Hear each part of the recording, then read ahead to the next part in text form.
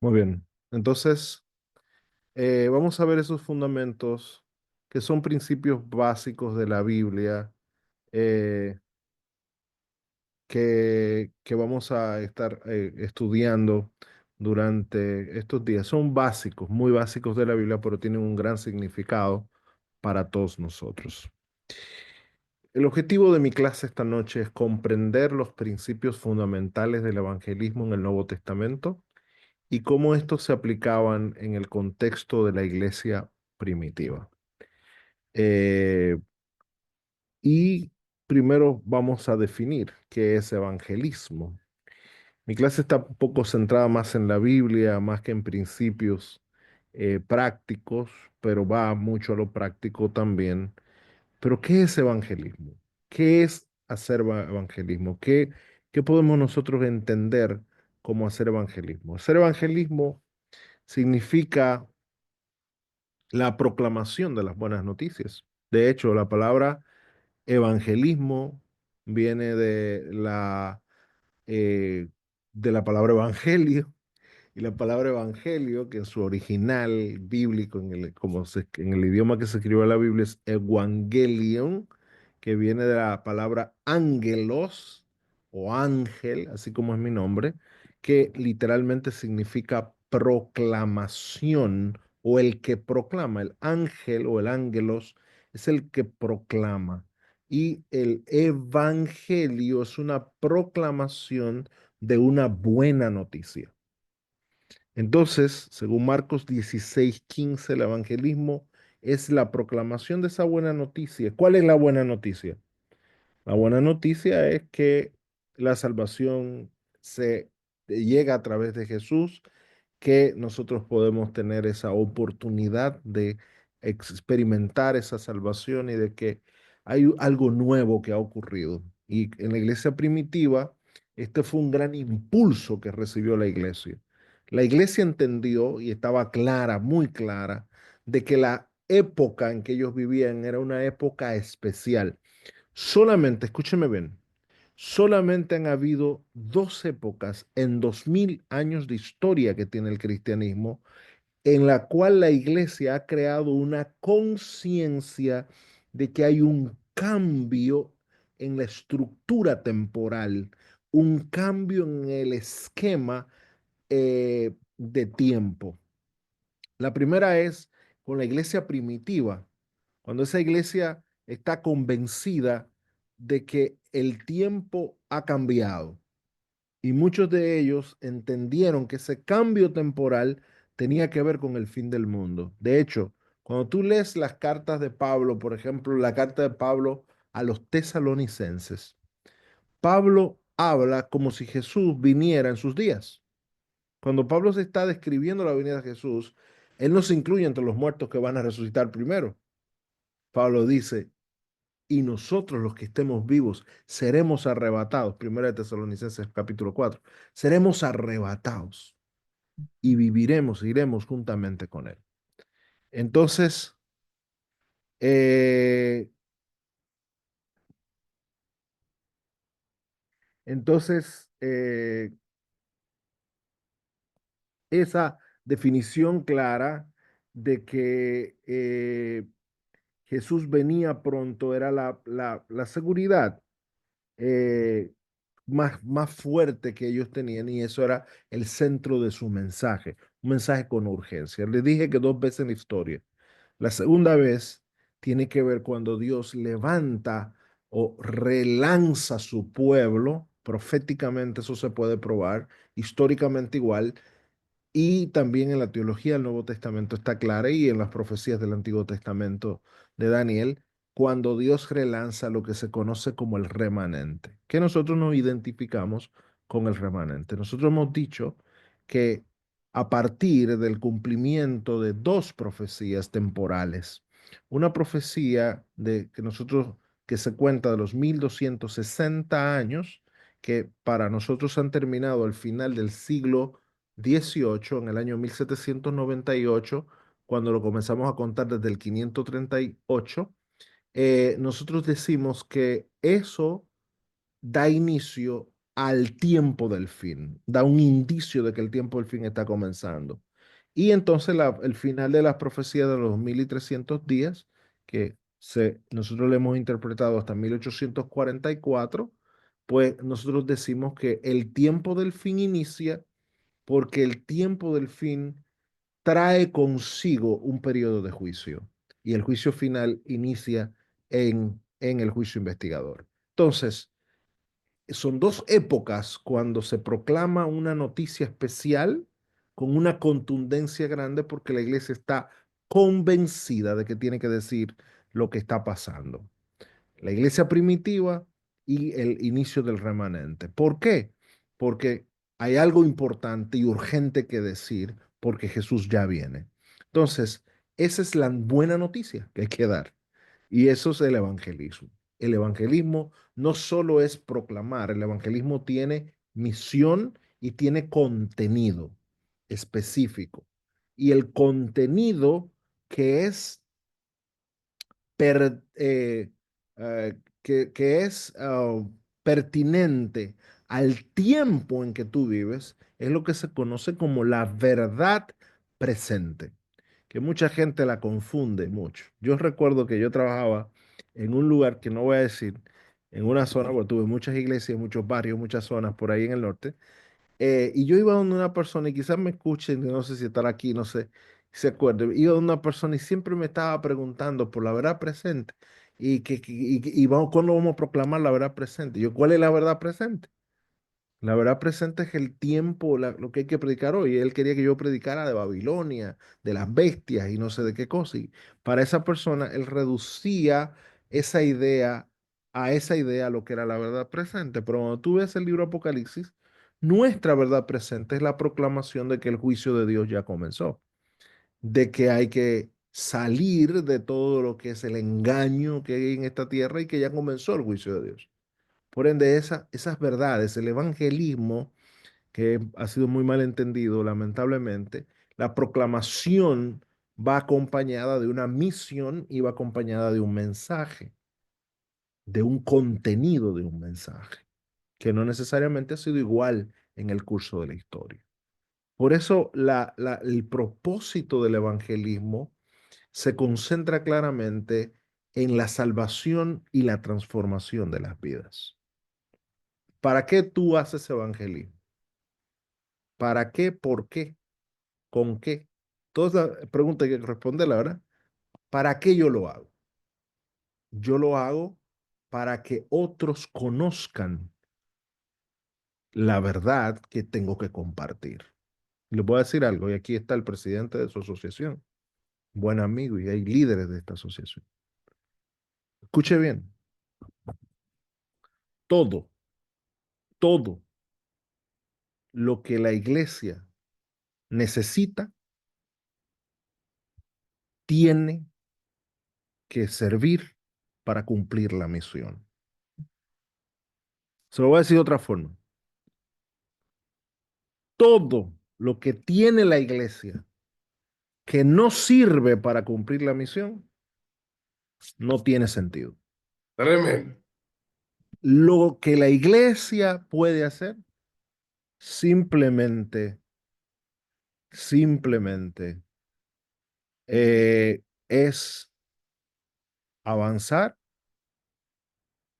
para cumplir su misión. Y todo lo que no sirva para cumplir la misión, sobra.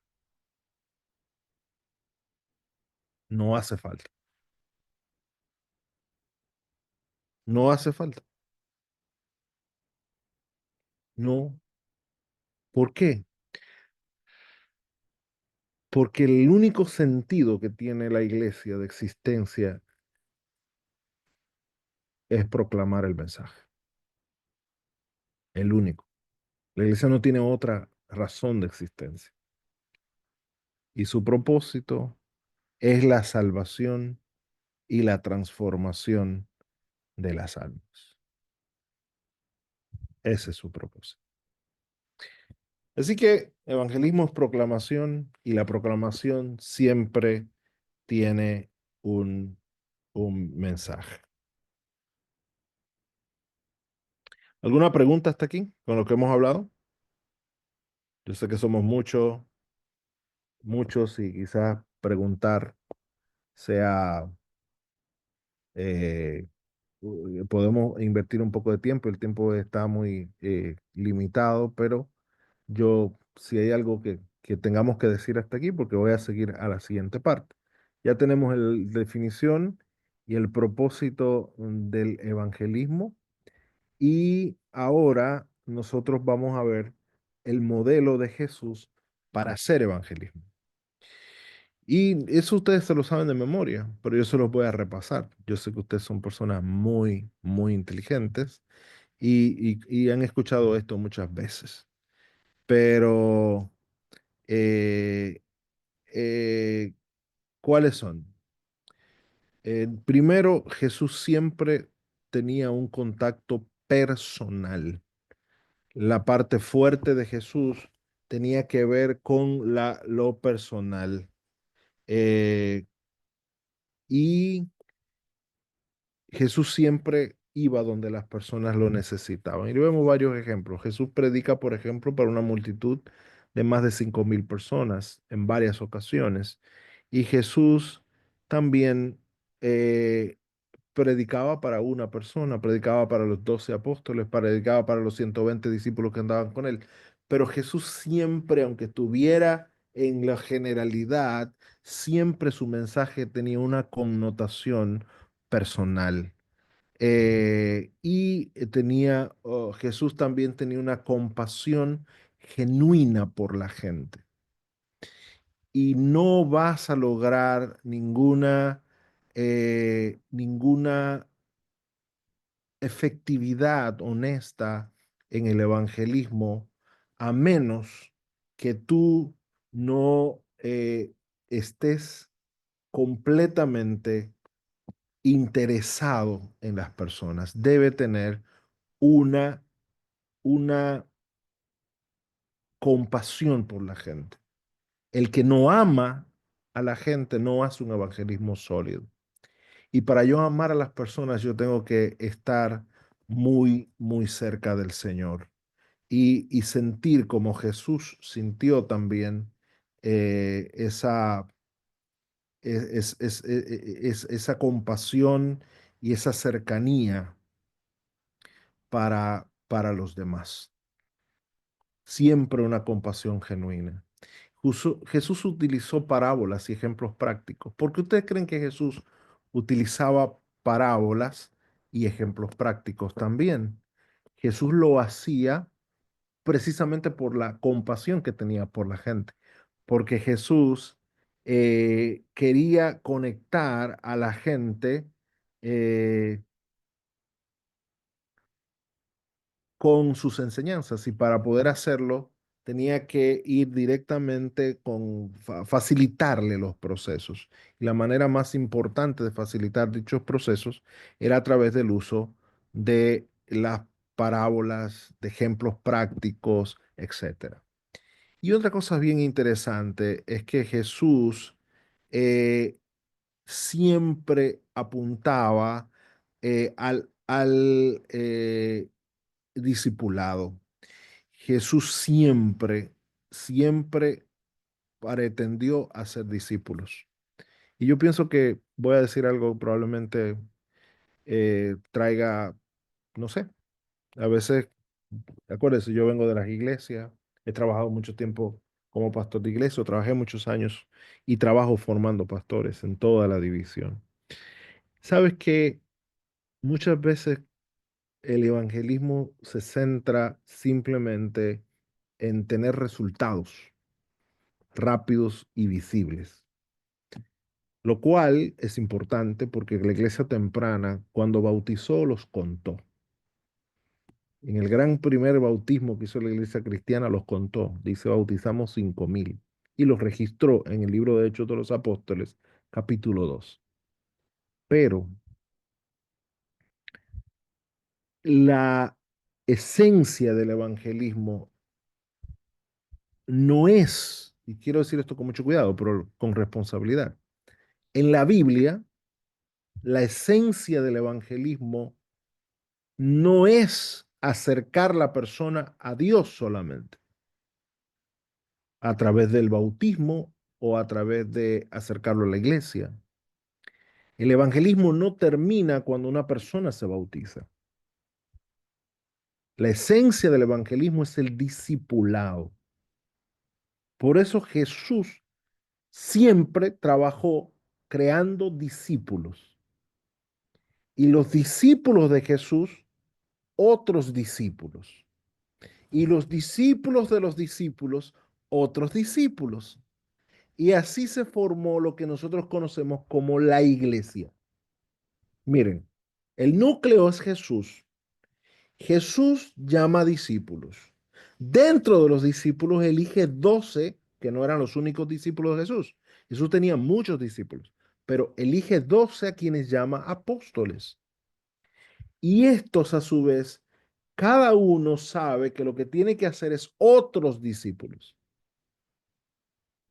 La multiplicación va más allá.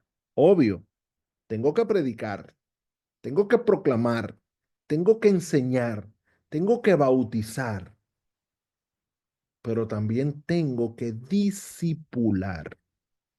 Y discipular es una tarea lenta, pero es efectiva. Es una tarea que va en un proceso que ayuda al ser humano a integrarse, a ser parte de algo y a sentirse que es parte de algo. Siempre Jesús hizo eso y también adaptación al contexto cultural de la gente. Jesús no pretendió, y vuelvo a decir esto con mucho cuidado, ejercer una fuerza centrípeta de atraer a la gente hacia mí. Jesús dice, venid en pos de mí, sí es cierto, seguidme, sí es cierto, pero cuando Jesús decía eso, Jesús estaba donde estaba la gente. Y muchas veces las iglesias se han convertido en, en congregaciones de entretenimiento y pretenden que la gente venga a la iglesia, cuando es al revés. Las iglesias no existieron al principio para que la gente viniera a ellas solamente. La gente venía para integrarse, pero la iglesia iba donde estaba la gente, porque ese era el método que aprendieron de Jesús. Jesús era un maestro itinerante. ¿Dónde estaba la iglesia de Jesús? Donde él estaba, porque los discípulos iban donde él iba. O sea, hoy la iglesia se reunía en Samaria y 2 días después la iglesia estaba en Jerusalén, porque donde estaba Jesús andaba la gente alrededor de él. Una iglesia viva que se movió. Pero a veces nosotros tenemos iglesias que tienen años y años y no han ido al barrio, no han ido a las calles del barrio, no conocen sus calles, no conocen su gente. Ellos quieren que la gente venga a ellos, que vengan a mi templo, a mi comodidad, a mi status quo. Pero el evangelismo de Jesús no es así. Usted va y toca lo que nadie toca y no juzgas porque tú te adaptas, no bajas tus principios. Jesús nunca los bajó, pero Jesús andaba con los ladrones, con los cobradores de impuestos, con las mujeres de no buena reputación. Jesús iba donde ellos estaban, sí o no. Jesús fue y abrazó a los leprosos porque él iba donde la gente.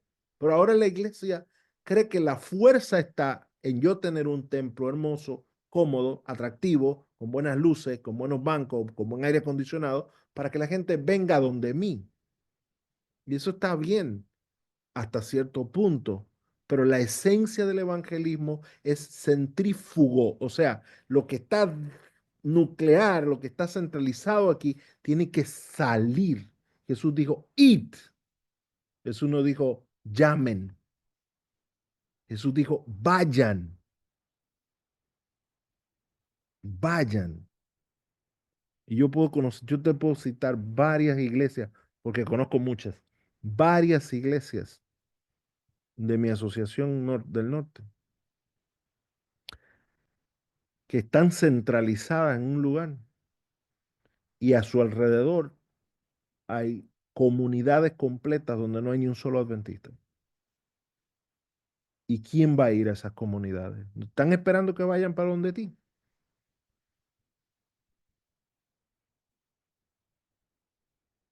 ¿Estamos esperando eso? No, no es lo que Jesús nos mandó a hacer. Jesús nos dijo, id y toquen lo que nadie toca. Vayan donde los rechazados, vayan donde los pecadores, porque ahí es que hay que ir. Yo recuerdo hace muchos años que yo estaba en un distrito allí en Santiago de los Caballeros y lanzamos un plan evangelístico de un año, en un año, perdón, en unos meses, donde hicimos un enfoque especial a las calles. Y lo llamamos así mismo, adopta una calle. Y las iglesias contaron las calles que le rodeaban.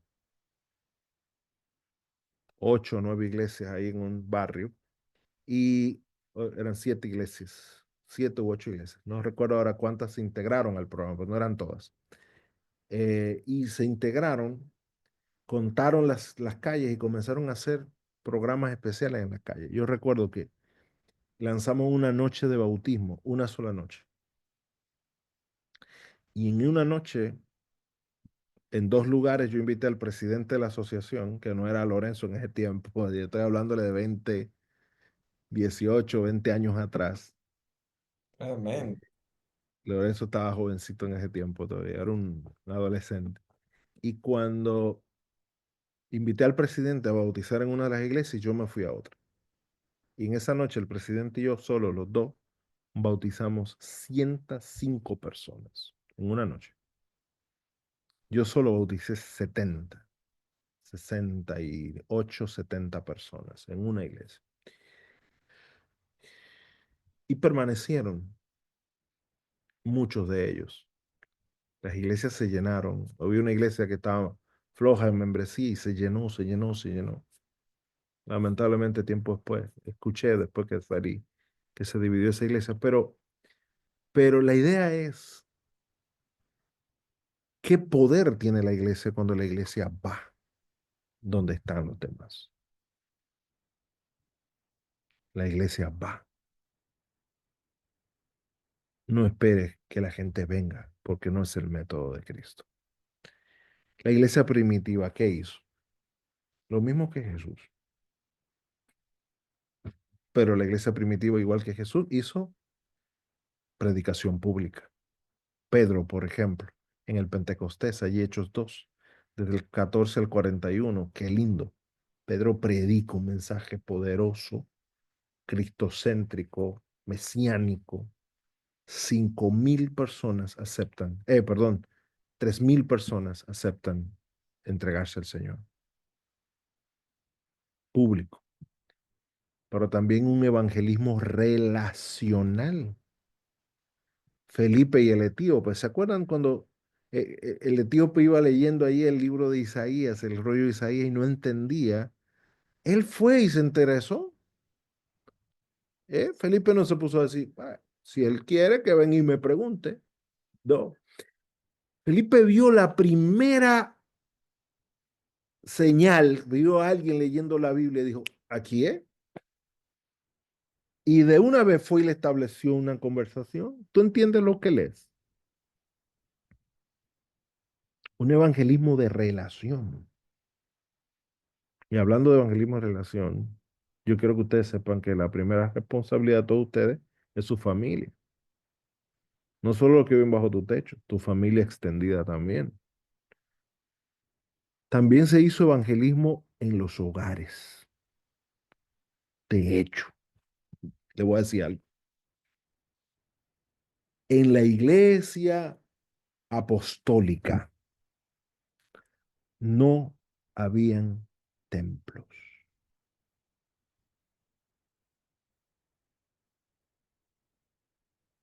No voy a decirle el origen de los templos ahora porque no viene el caso, pero en la iglesia apostólica no habían templos, habían hogares, iglesias.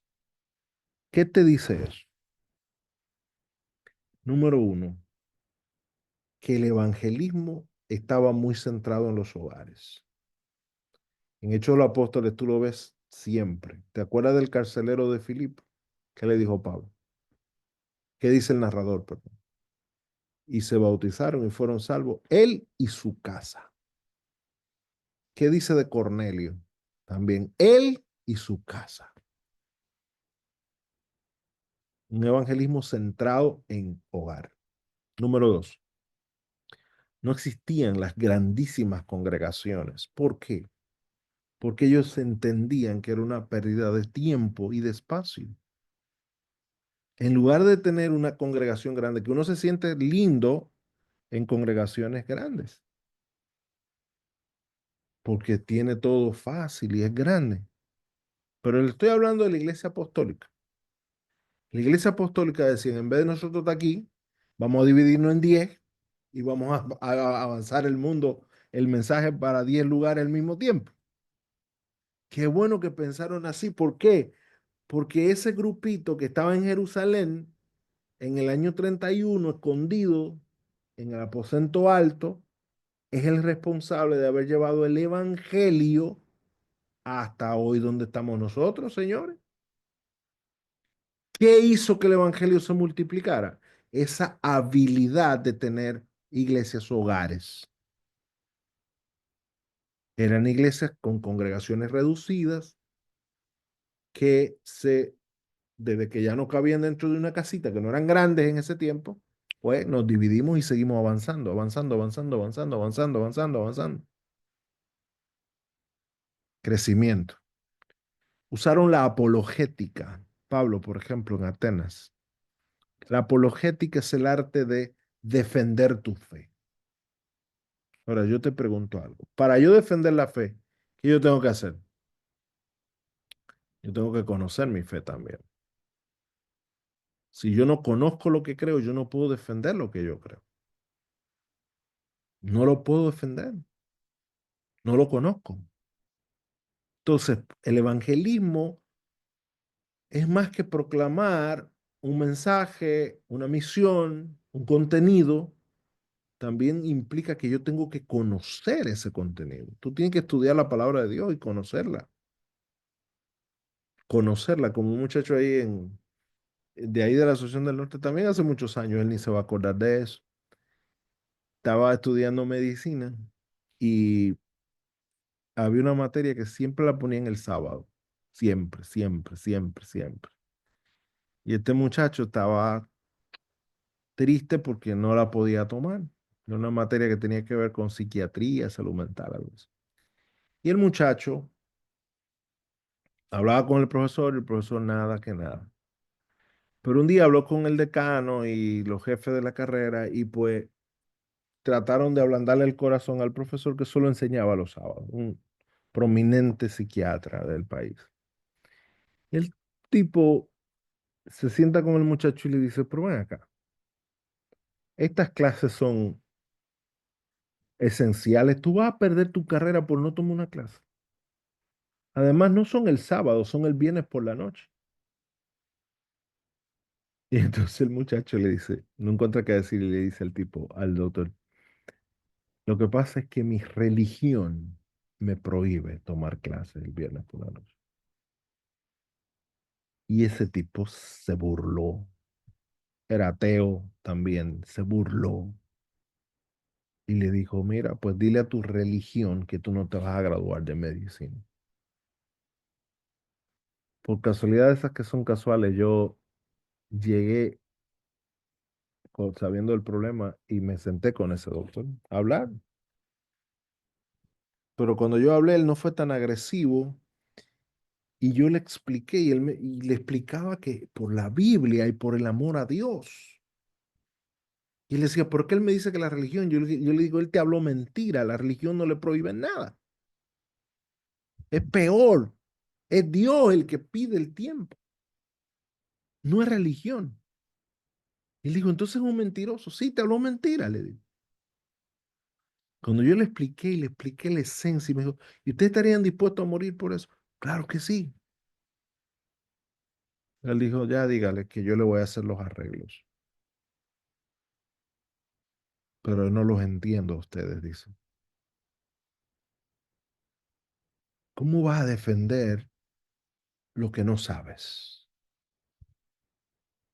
Y hay gente que tiene cosas distintivas como el sábado, como la idea del estado de los muertos, que la proclamamos, pero no la entendemos, porque no estudiamos la Biblia.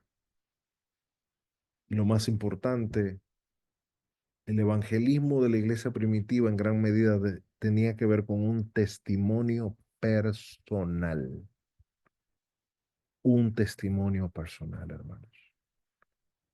Ese era el evangelismo esencial y principal de la iglesia primitiva. Tenía que ver con ese gran testimonio.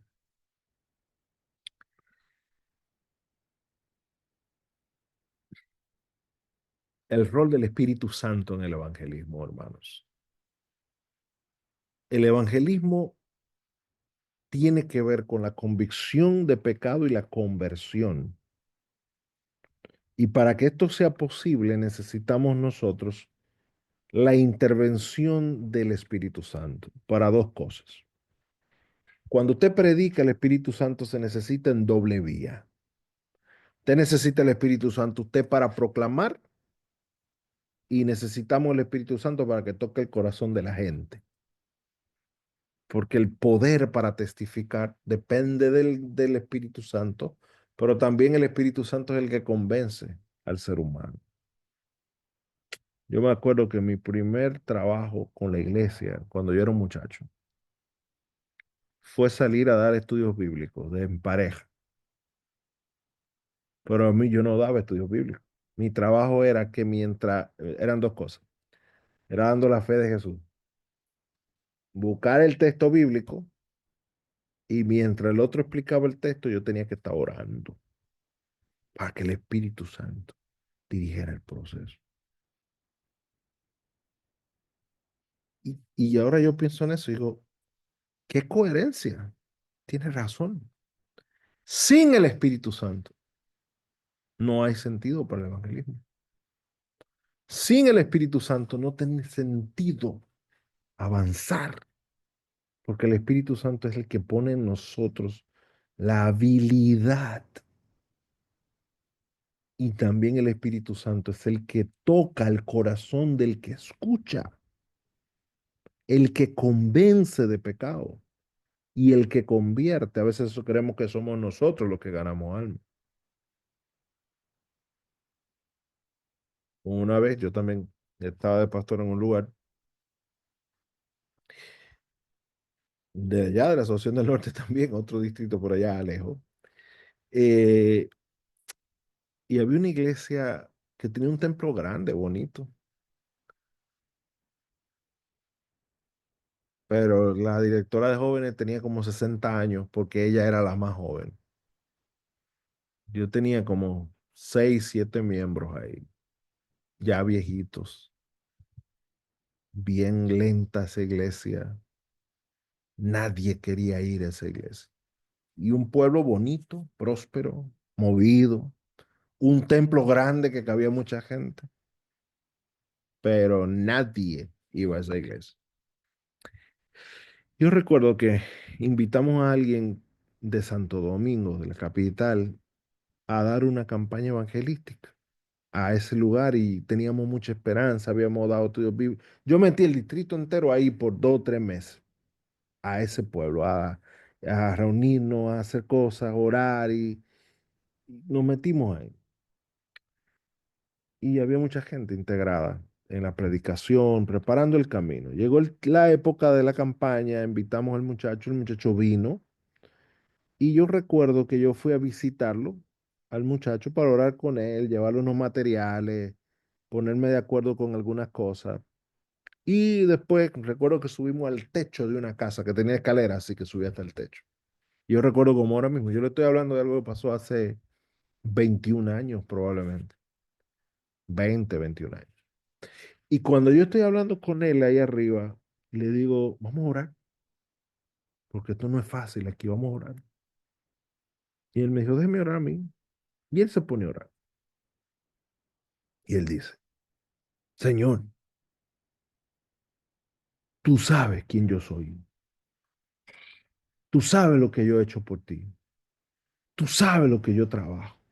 Tú sabes el esfuerzo. Y ya yo estoy así casi con los ojos abiertos. Así. ¿Y qué es lo que te está orando? Y dice, y porque yo me merezco tu bendición y por lo que yo he hecho por ti, tú me vas a bendecir en esta campaña. Amén. Y yo lo miré así y le dije, ¿sabes una cosa? Recoge, te vas, no vas a predicar aquí. ¿Qué pasó, pastor? Pastor, ¿qué pasó? Ya fracasamos, porque el que convence y convierte no son los méritos ni tu experiencia, es Cristo, es el Espíritu Santo. Y tú no estás invitando al Espíritu Santo. No, que yo creo y yo sé. No, hermano. Suspendimos la campaña. Después se trajo otra persona. El Espíritu Santo es el centro del evangelismo. Dos vías. Lo necesito yo que predico y lo necesita el objeto de la predicación, que es el que escucha. No sé si ustedes se habían puesto a pensar en eso. El Espíritu Santo es vital. Lo necesitamos tocando el corazón. Lo necesitamos tocando nuestra mente también, nuestro corazón. Vaciándonos nosotros y permitiendo que el Espíritu Santo fluya a través de nosotros. Recibiréis poder, dijo Jesús. Recibiréis poder cuando haya venido sobre vosotros el Espíritu Santo. ¿Para qué era ese poder? ¿Para qué quiere la iglesia poder? ¿Para qué necesita la iglesia poder? La única razón de Jesús dejar el Espíritu Santo en la iglesia era darle el poder para la proclamación. ¿Y cómo se manifestó esa proclamación? A través de los dones espirituales. Y eso era muy vigente en la iglesia temprana. Cuando el Espíritu Santo se derramaba y ellos sí lo creían, y acuérdese que la diferencia del bautismo de Jesús y el de Juan el Bautista era que en el de Jesús, o sea, los cristianos, cuando usted se bautizaba, recibía no solo el perdón de los pecados, como con Juan también, sino también recibía el don del Espíritu Santo. Por eso Pedro hizo la aclaración diciendo, al ser bautizado, recibimos el perdón de los pecados y el don del Espíritu Santo, en Hechos capítulo 2 o 3. ¿Qué pasa con eso? Cuando el Espíritu Santo se derrama sobre la iglesia, la habilita con lo que la iglesia necesita para cumplir la misión. Por eso una iglesia llena del Espíritu Santo no es una iglesia llena de emociones o de emotivos actos que a veces decimos que es poder. No, la mayoría de las veces emoción. Y la emoción no solo la produce Dios, también la produce el enemigo. Una iglesia llena del Espíritu Santo es una iglesia llena de dones. Una iglesia llena del Espíritu Santo. Y no estoy hablando de gente con talento. Estoy hablando de personas que han consagrado sus talentos a la proclamación del Evangelio. Una iglesia llena del Espíritu Santo es una iglesia que está activa en el Evangelio y activa en el evangelismo y está haciéndolo a través de los dones espirituales. ¿Cómo se manifestaba la iglesia el Espíritu Santo en la iglesia? No era a través de los grandes milagros que ocurrieron, pero no era la mayoría de veces. La iglesia llena del Espíritu Santo es una iglesia que lo proyecta con el uso de sus dones para la proclamación de la verdad presente. No es una iglesia que brinca y salta y se emociona. Y no estoy hablando de otras denominaciones, estoy hablando de nuestras iglesias adventistas, nuestras iglesias, donde hoy por hoy se está hablando de sentir a Dios. ¿Y quién dijo que la esencia de la iglesia es yo ir a sentarme a sentir a Dios? Porque Dios no habita en el sentimiento. Dios habita en vidas transformadas. El Espíritu Santo no es una emoción, aunque tú te sientes feliz y liberado cuando tienes a Dios en tu corazón, pero el Espíritu Santo es una persona, es la divinidad que se influye en nuestras vidas para nosotros proclamar. En Romanos capítulo 8 dice que la forma como nosotros mostramos la gloria de Dios es cuando la iglesia proclama. La glorificación en Pablo allí en Romanos 8 no es algo que ocurre cuando Cristo venga. La glorificación también ocurre cuando el mundo ve la gloria de Dios a través de la iglesia. Y eso es a través de los dones espirituales. No cantar, recitar o no estoy hablando de eso solamente. Lean sobre los dones espirituales en 1 Corintios 2. Abarca mucho más que eso. Consagración también para la proclamación. Muy bien, entonces hoy deberíamos reflexionar cómo podemos nosotros aplicar estos métodos del Nuevo Testamento en nuestras iglesias y en nuestras vidas. También deberíamos nosotros estar más que convencidos en poder aprender a diseñar estrategias de evangelismo usando el modelo neotestamentario. Yo no sé cuántos de ustedes son directores de evangelismo de sus iglesias o líderes de sus iglesias. ¿Cómo es un plan de evangelismo? Normalmente, hermano, vamos a elegir la comunidad tal y los sábados a las 2:30 de la tarde vamos a ir para allá a dar estudios bíblicos 2 en 2. Pero el evangelismo es mucho más amplio que eso. Deberíamos diseñar estrategias integrales, claras, concisas, fundamentadas en la Biblia. ¿Por qué debemos usar la que tienen el modelo de la Biblia? Porque esas las inspiró Dios y por ende no pueden fallar. Hagamos ese ejercicio, diseñemos ideas de cómo un evangelismo abarcante, con contenido, nosotros podemos hacerlo llegar a la gente que tanto lo necesita. Acuérdate que la única razón de ser de esta iglesia es la proclamación del mensaje. La única razón de ser. Todo tiene que girar en torno a sumar a la misión. Sumar a la misión. Desde ir al campamento, al camporí, o hacer una actividad, o ir a un concierto, o ir a un social, o ir a un juego de baloncesto, de softball entre las iglesias. Todo tiene que tener un propósito que es y debe ser la proclamación del evangelio, el asentamiento del reino de Dios y la preparación de la iglesia y el entorno que rodea a la iglesia para la segunda venida de Jesús. Si no estás haciéndolo así, no somos la iglesia de Cristo, porque la iglesia de Cristo prepara el camino para su venida. Que Dios les bendiga esta noche. Yo creo que aquí se cumple la hora ya. Faltan 4 minutos para el cierre y nos veremos en la próxima clase, donde tenemos la segunda parte que tiene que ver con la aplicación de esto para la iglesia hoy. ¿Cómo podemos poner esto a funcionar en nuestras iglesias?